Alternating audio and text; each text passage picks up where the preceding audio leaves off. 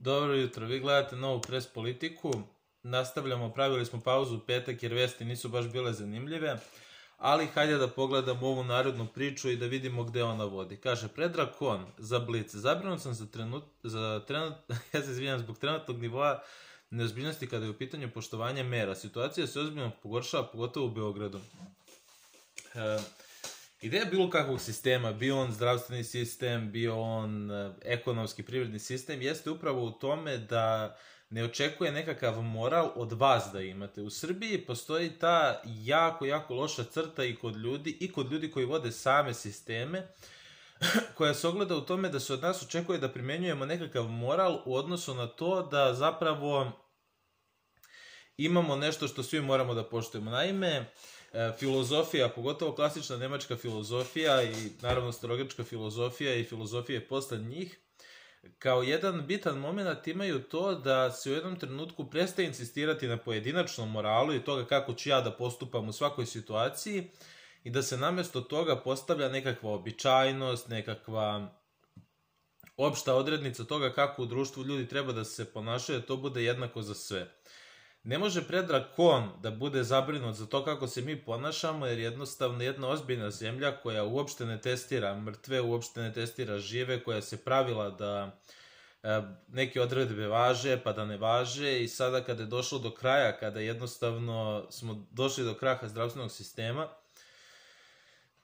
mi sada pokušavamo da se vratimo nazad i kao da odredimo da li nešto može da se sredi i da li on zabrinut. Znači on kao neko ko vodi nekakav krizni štab nema šta da bude zabrinut. On ne treba da ima bilo kakva emocije, bilo kakve ljudske crte. Znači on je tu da vodi jedan sistem koji će očuvati zdravlje u ovoj zemlji, ali ne može se taj sistem očuvati tako što ćete vi malo da dajete mere, pa da popuštate, pa da pravite policijske časove. To prosto ne ide tako i posledice ovoga što sada on radi, što su oni radili od početka pandemije, će se osetiti u narednim mesecima, to je sigurno, sa sve većim otpuštanjima i sa sve većim gubicima, što života, što novca, što poslova i tako dalje.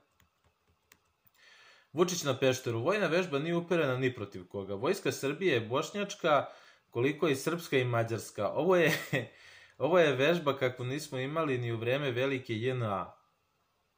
Ja sada nisam živeo u JNA, pa ne mogu da pričam kakva je tad bila vojska ili šta nije, imamo neke podatke, ali oni koliko su relevantni i koliko današnjem Srbinu ogrezlom antikomunizam i u čitavu tu udbašku ideologiju i postavku stvari se to može objasniti ili ne, to je već nebitno. Ali ovo, vojna vežba nije uperena ni protiv koga, pa naravno kada smo mi kolonizovani i kada nemamo prava ni za šta da se borimo. Vi kada razmišljate, nas ne samo da su olupali vojno, nego je kod nas pacifizam postao religija. Mi uopšte danas ne razmišljamo da ćemo sutra morati stvarno da ratujemo sa nekim. Ako ne moja generacija, onda verovatno naši unuci će sigurno imati neke vrlo pipljive neprijatelje i sigurno će morati sa nekim da se kolju. To je prosto tako. To ja ne govorim zato što sam ja zao čovek, nego je svet takav. Jednostavno nikada pogledate, nije bio veliki razmak između dva svetska rata, ali uopšte, znači oni se nisu desili 100 godina jedan od drugog. Što se tiče da je vojska Srbije bošnjačka, koliko i srpska i mađarska, ova konstatacija mi se lično ne sviđa. Da, istina je da vojska Srbije treba da uključuje i bošnjake i mađare i sve ostale manjine, ali ona mora da bude srpska, jer ne može meni u ovoj zemlji bošnjak i mađar da kroje kapu. Ja sam apsolutno protiv toga. I kada bih ja bio vlast, prva stvar recimo koju bi u Vojvodini promenio je da bih izbacio da je mađarski neophodan da se vi zaposlite u nekoj Subotici ili Somboru. Prosto to je degradirajuće. U Novom Pazaru ne mogu ljudi da govore da je bio genocid u Srebrenici, ne mogu jednostavno da guraju tu. Ne možete vi da živite u Novom Pazaru i da mrzite Srbe i da ne znam šta vam je matica u Bosni i Hercegovini. Takve stvari ne smeju da se dešavaju. Znači naša vojska i naša nacionalna obeležje i naše institucije moraju biti srpske i to je prosto tako. Jer dok to ne bude tako, mi nikada nećemo biti jaki, nikada nećemo imati šanse da budemo jaki, jer ne može pojedinačni interes nacionalne manjine da se važi kao moj interes koji sam član matice ove zemlje. Ja kada odem u Ameriku ili Nemačku ili bilo gde, ja sam tamo uvijek građanin drugog reda. I to je normalno i to je civilizacijski prihvaćeno i okej.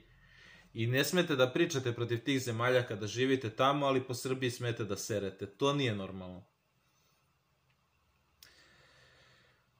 Nova RS.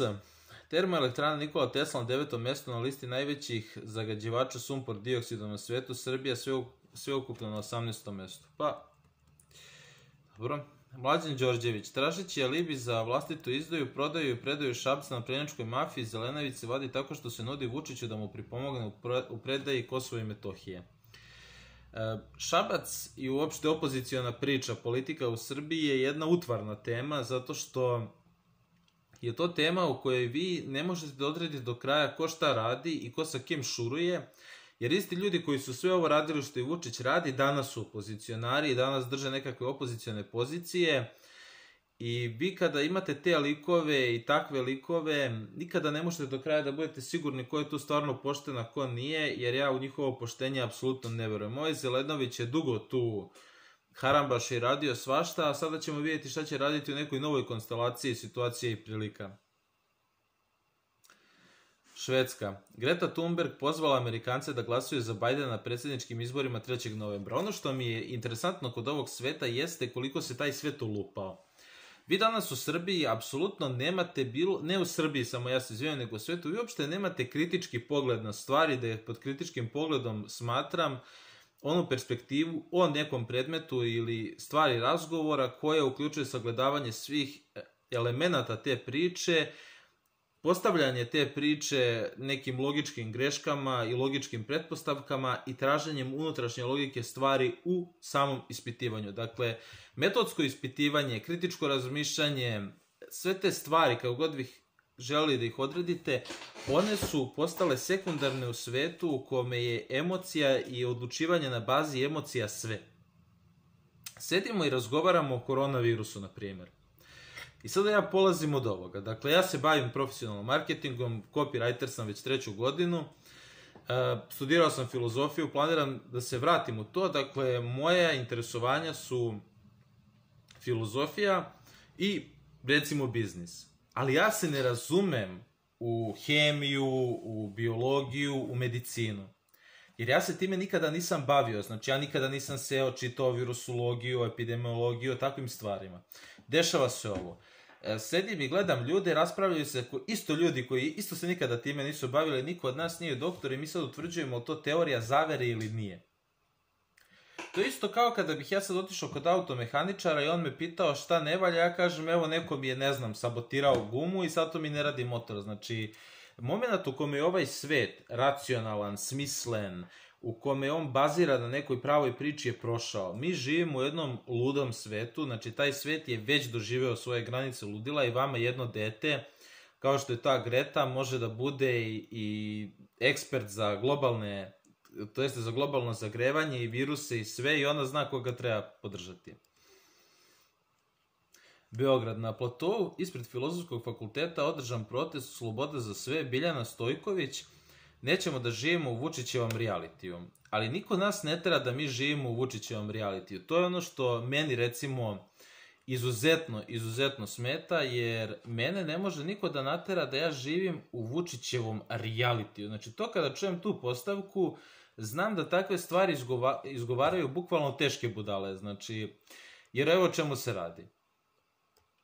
Mene da neko sad tera, da ja imam drugačiji odnos prema svojoj lokalnoj zajednici, prema Srbiji uopšte, ne može niko da zabrani. Znači, da li ću ja sada otići i da li ću se ja udruživati, samo organizovati, pomagati, gledati da učestvujem sa drugim ljudima, da li ćemo mi praviti neku televiziju, mediji, kako ćemo mi biti organizovani, to ni jedan političar iz opštine Odžaci neće ovde doći da meni preti, da mi kaže, dečko, ti ne smeš sad, ne znam, da odeš da nekom pomogneš da utovari metar drva, ili 3 metra, ili 10 metara.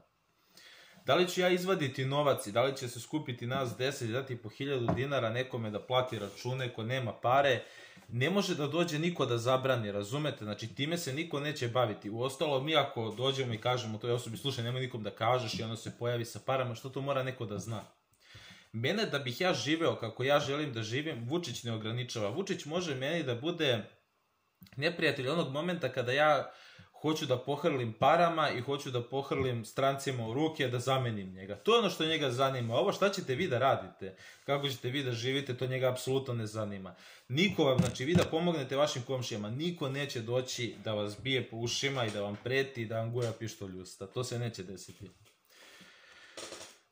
Predrag Vasiljević, Trump, mitropolitan Filohije i Vučelić žrtve su još opasnijeg virusa od korone, mržnje, gneva i neukusa sa društvenim mrežama, na društvenim mrežama i portalima. Vladimir Bilčik, Evropska unija se apsolutno neće mešati u formiranje nove crnogorske vlade i ni na koji način ne može biti krivac za rezultate izbora. Očigledno je da ne da se oni neće mešati, nego je to prosto američka odluka. Dakle, vi imate da su vlast preuzeli od jednog Mila Đukanovića 3 potpuna politička diletanta, dakle Zdravko Krivokapić kome je 2 meseca trebalo da zaboravi na Litiji i srpstvo, on je sada Montenegrin, Aleksa Bečić, čovek koji nikada i nije bio Srbin, jedan Šiptar, koji je očigledno naš neprijatelj i radi protiv naših interesa. Pogotovo ako su vam braća Srbi u Crnoj Gori, svaka vam čast. Znači, to je jedna isto igra, jedna isto nameštaljka i to je prosto tako. Znači, za Srbe se ništa tamo neće promeniti nabolje, ni sada, ni nikad. Dobro. Novi Pazar. Gradski štab ponovo uvodi vanredne mere nakon samo jednog dana od odluke o ukidanju vanredne situacije. Jednostavno, Novi Pazar je grad koji je pored Niša bio najpogođeniji koronavirusom. Žrtve su realno bile najteže. Ti ljudi tamo, to vam samo pokazuje kakvi smo ljudi i mi Bošnjaci. Znači, ti ljudi tamo koji su Bošnjaci. Vi sad iz cele te bošnjačke priče, kada slušate Muftiju Zukorlića ili tako neke likove, vi sada mislite da je to ono da se Bošnjaci drže, da je njima samo stalo do islama, da će oni sad u neki džihad da krenu bukvalno preko sutra, dok u stvari imate tu situaciju da su ti ljudi isto podložni i parama i korupciji koliko i bilo koji Srbin i bilo ko drugi na Balkanu. Nakon svega što se desilo, ti ljudi bi makar trebali malo ozbiljnije da se postave zbog sebe, a u stvari je potpuno drugačija situacija i nažalost će oni opet biti žrtve toga, jer jednostavno šta se tamo tačno dešava ja ne znam jer nisam na licu mesta, ali da će biti dobro u smislu ako se bude ponovilo ono što se desilo ranije u toku godine, stvarno će biti jako loše za njih. Nekim je Bogu pomoći. Đorđe Vukadinović, stavovi o Kosovu poput ovog Zelenovićeg prijaju ušima međunarodnih faktora u Briselu i Vašingtonu, ali takođe veoma odgovaraju Aleksandru Vučiću. Ono što me kod Đorđe Vukadinovića najviše nervira jeste njegova naknadna pamet. Dakle, i on ima basla na glavi, i on je učestvovao u kojekakvim prevarama, i on je bio imao je vlašku stranku i tako dalje, i sada je on nekako tu da nam kaže sve one stvari koje su očigledne. Da, naravno da je opozicija u sprezi sa Vučićem, to je jasno već 5 godina poslednjih, vrlo. Znači, to više niko ne mora da sumnja. Opozicija je u svakoj situaciji u kojoj je mogla, pomogla Vučiću. Opoziciju u Srbiji ne veruje niko. Znači, u opoziciju u Srbiji veruju one najveće naivčine, ili oni zadrti baš likovi koji su u tome do smrti, to je njihov neki lični stav i neki lični otpor prema svetu i kao jebi ga, to je to. Ali u opoziciju se ne sme i ne može verovati. Branislav Teodorović, u toku je 3. talas epidemije mere poštovati na slavama. Ali nije stvar u tome da li ću ja mere da poštujem na slavama. Znači, to je potpuno sekundarno. Nego šta se dešava u školama, šta se dešava u javnim ustanovama, šta se dešava u prevozu, kakve strategije ima ova zemlja i ovaj zdravstveni sistem da se bori protiv koronavirusa, ko sme da radi u zdravstvenim ustanovama, da li su ti ljudi spremni za to, ko sme da putuje, da li postoje posebne pogodnosti za putovanje, ako smeju, kako ja onda mogu da očekujem da neko neće doneti koronu sa strane. To su prava pitanja, a ostrviti se na čoveka koji slavi slavu je stvarno sramotno. Stvarno sramotno, znači... Boban Stojanović, pandemija je iskorišćenja za skupljanje političkih poena. Pa naravno da jeste, mislim, to je prosto tako. Znači, to su neke teme koje treba apsolvirati. Znači, u Srbiji su svi korumpirani, to je trebalo do sada da bude više nego jasno. Vučić, vidjet ćemo da li će biti vanrednih parlamentarnih izbora 2022. Nisu krivi mediji, nego narod, nerad, bezidejnost i napadi na sve što se uradi i izgovori. Da me neko ne shvati pogrešno, ali Vučić je apsolutno u pravu. Znači, ja protiv Vučića jesam, ali prema Vučiću imam ovakav stav. Ja Aleksandra Vučića ne podcenjujem. Znači, iskreno, kada bi merili sad svakog po njegovim spoljašnjim karakteristikama, je li visok, mali, mršav, debeo, da li se upišao u 3. razredu osnovne škole, je li mu lupio Sava sa Novog Beograda šamar kada je imao 17 godina, da li mu je neko skinuo patike u životu, onda jebi ga ne bi postojao ni jedan čovek koji bi mogao da peče burek u slobodno vreme. Ali problem u srpskoj svesti jeste što Srbi dotle vide. Oni vide, imaju to razmišljanje vrlo provincijsko i vrlo malograđansko. Aha, ovaj se jednom usrao u gaće, on mora da je debil ostatak života, čovjek može da bude doktor nauka i inženjer. Dakle, Aleksandar Vučić niti je glup, niti je lud, niti ima terminalne bolesti, niti će umreti sutra, niti će ga bilo ko preko sutra skinuti sa vlasti. Aleksandar Vučić je najsposobniji političar koji se pojavio u ovoj zemlji u posljednjih 20 godina, čovjek je vrstan tehnolog vlasti i ono što je najbitnije, ona lekcija koju opozicija nikako ne može da nauči od Vučića jeste da je Vučić jedini političar sa pravom političkom organizacijom na ovim prostorima. Da li SNS broji 600.000, 800.000, 5 miliona članova je nebitno. To su spoljni faktori. Ono što njegovu stranku čini moćnom jesu ljudi koji su spremni na svašta. Vučić ima i batinaše, ima likove koji mogu da mu završe stvari, uguro ih je u resore, rade biznise, oni su organizovani. Vi to možete zvati mafijom, možete ne znam šta, ali tako vam izgleda prava politička organizacija. I svako ko nije spreman to da radi što on radi, a možda i grđe, nikada ga neće pobediti. Dakle, Vučiću mi možemo da prigovorimo bilo šta. Ali kada se gleda kroz vreme, kroz istoriju, ni Karađorđe, ni Miloš Obrenović nisu završili pravni fakultet pa su vladali ovom zemljom. Znači, to je prosto te mere, to ko ima fakultet, ko je ovo, ko je napisao 5 lepih reči negde, to je nebitno. Da li ste vi sposobni da se organizujete, da vršite propagandu, da jednostavno agitujete, da gazite svoje neprijatelje, to vas čini uspešnim u politici. Zato oni Vučića, da ih stranac ne dovede u njegovu poziciju, nikada ga neće pobediti. Oni njemu, kako god shvatio ovo, znači ja sam protiv Vučića, ja mislim da Vučić vodi katastrofalnu politiku po srpski narod, ali to kako on održava svoju politiku i kako je došao na vlast, on je za njih sve izmislio 3 života. Vi ne morate da ga volite, ja ga lično ne volim jer ne znam što bi ga voleo, ni on moj komšija, nije mi brat, nije mi stric, nije mi niko u životu, nikad ga nisam video i ne zanima me čovjek na taj način. Mi se ovde bavimo političkom analizom i tu smo da kažemo kako jeste. Kome se to ne sviđa, on nek uključi Srpski kolektiv i Balkan Info i nek sazna šta radi reptili danas. I to je to.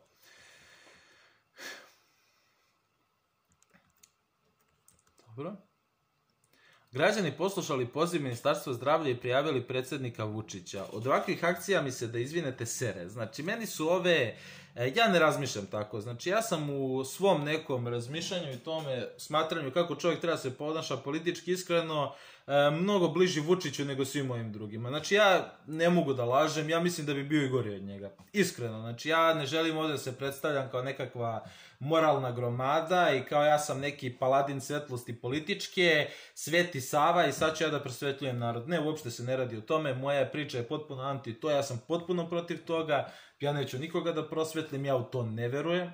Ja verujem kako se zove da imati jednog Nebojšu Stefanovića pored sebe i još takvih 5 likova koji će stvarno da idu i da radi da vam završavaju stvari, vredi više nego imati ceo seratorski, nemam pojma, skup mudrih staraca Jove Bakića i pametnih glumaca Sergeja Trifunovića i jednog Branislava Lečića koji će da mi sere tu ne znam o čemu, kako je sada demokratija bitna. Ne, apsolutno nije bitna. Znači, vi kada dođete u poziciju moći, vi možete da radite šta god hoćete. Da li ćete vi raditi dobro za ovu zemlju ili nećete, to je već vaša stvar. Ali prosto, naprosto, vama treba ozbiljna politička organizacija i to je to. A da li sada ćete vi neke performanse, ludila, gluposti, kao jao, svetska pravda, koga briga za to? Koga realno briga za to? Šta me boli dupe za performans? Ja sad, evo čovjek, znači ustao, on je najmoćniji čovjek u ovoj zemlji, on je sad ustao i kao video je performans protiv njega, pa šta? Šta sad, kao, će se otopiti od toga? Mislim, Bože me sačuvaj, ono. Li Men-Yang, bez obzira na relativno malu smrtnost, SARS-CoV-2 ispunjava kriterijume bio-oružja. Apsolutno, ja se s ovim slažem i to je neka misao koju ja imam o tome, jer to je jedna epidemija koja radi ciklično. Brad jednostavno na jedan vrlo čudan način, negde je prilično prisutna, negde nije prisutna uopšte, negde ljudi umiru kao muve, negde ne umiru uopšte. Ja isto mislim da je ovo neka vrsta bio rata, bio oružja. Ja sada ne mogu da pričam o tome jer se ne razumem u to je samo neka moja pretpostavka, znači laička, onako amaterska. Kada bih imao više podataka, kada bi mi neko to objasnio, možda i bolje razumeo, ali ovakav virus stvarno nije postojao nikada, koji može da se pali i gasi po potrebi. To virus verovatno nije. Vučić na zatvaranju dečije nedelje. Srbija je uvek spremna da razgovara o različitim kompromisnim rešenjima za Kosovo. U prevodu Vučić će priznati Kosovo, dakle to je ono deo politike protiv koga sam apsolutno.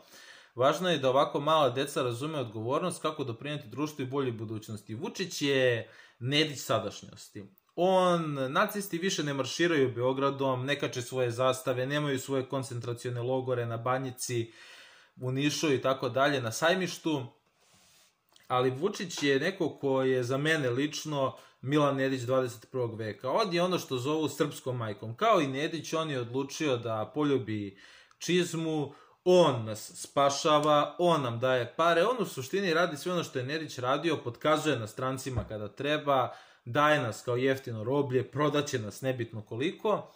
I to je to. Mi prosto volimo takve likove. Naš mentalitet je sluganjarski, to je ono što je, nažalost, velika istina o nama.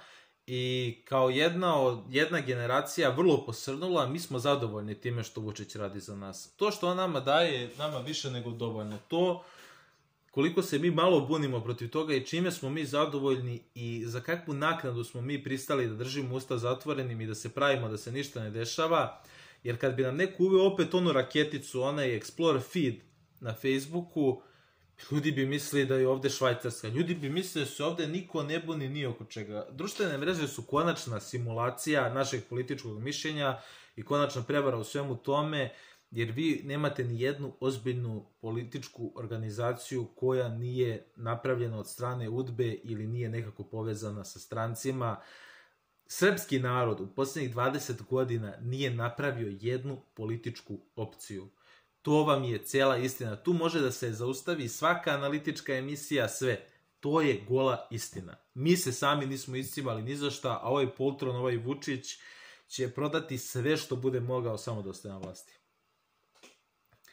Miroslav Lajčak. Vučić ostavlja legitimno pitanje o EU perspektivi Srbije, jer Brisel od njega očekuje dalekosežnu odluku po pitanju Kosova. Vučić ne postavlja nikako pitanje, kada mu bude bilo rečeno kao što je potpisao je Vašingtonski sporazum, on će otići i potpisaće da Kosovo nije srpsko i to je to. Znači ovo su samo neke oblandice za nas. U Crnoj Gori uhapšen odbegli Ivan Kontić, nasilnik iz Novog Sada. Nažalost, ruka UDBE koliko daje, toliko duplo uzima. Vi možete da radite danas za UDBU, u Srbiji ima gomila drukara, gomila policijskih saradnika, gomila nekih navijača koji rade direkt za policiju, diluju drogu za nju, biju ljude za nju, uteruju dugove za nju.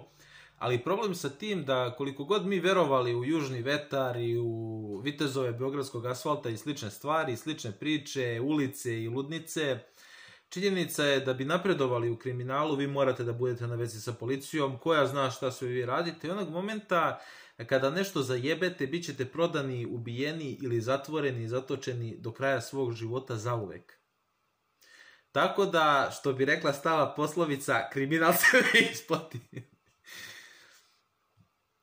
Dobro. Hašim Tači zahtevao u Briselu i Vašingtonu za dijalog Beograda i Prištine ima samo jednu tačku dnevnog reda, uzajamno priznanje. Šiptari vode svoju platformu, brat Bratović 20 godina, oni znaju šta hoće, mi ne znamo šta hoćemo i to je to. Da vidimo da li ima još neka vest. Dobro. Državljani Srbije, Kosova, Crne Gore i BiH od ponedjeljka mogu bez testa u Severnu Makedoniju, dobro. I to vam je to, drugari i drugarice. To je vam bio današnja pres politika i negde najveće istine se kriju u ovakvim običnim danima sa običnim informacijama, jer ono što se može vidjeti iz današnjih pregleda jeste jedan slom zdravstvenog sistema, jedna potpuna neozbiljnost te komisije koja je isključivo politička, politička i na kraju krajeva može se vidjeti jedan odnos našeg naroda prema toj politici, a to je potpuna nezainteresovanost. Mi i dan danas verujemo da će nas neko nagraditi kakvom slobodom i kakvom dobrotom i ne znam čim, dok pritom mi odlučujemo da se sami ni o čemu ne pitamo, da sami ne pravimo nikakve organizacije, da se sami ne organizujemo. Danas više nego ikad ovaj narod je u potrazi za nekim ko će misliti za njega i baviti se njime dok on lagodno živi svoj život. Dok tako razmišljamo i dok smo takvi ljudi, mi nikada nećemo moći da napredujemo. Preuzeti stvar u svoje ruke nije ono domaštano deus ex machina rešenje koje zahteva od nas da izađemo i napravimo neki krvavi pir i pobijemo ne znam koliko ljudi. I to su sve masturbatorske fantazije krajnje impotentnih ljudi koji u ovom životu nisu postigli ništa, niko su i ništa i nikada ništa neće uraditi. Ono što ostaje ovoj generaciji kao jedna nafaka i kao jedna velika opomena za ono što se dešava i ono što će se dešavati jeste da ta neka pasivnost koju su pokazali naši roditelji, ona će samo nas koštati života kao što je njih koštala. Oni danas mogu da pričaju čemu god hoće, o Titu, o ratu, o Slobi, o Đinđiću, ali činjenica je da u ovoj zemlji u 20 godina niko nije napravio bilo kakvu političku organizaciju koju nije napravila naša UDBA i policija ili nije napravio stranac. Kakav je to jedan narod koji nema nikakve težnje, koji ničemu ne teži i koji uvek želi da bude vođen?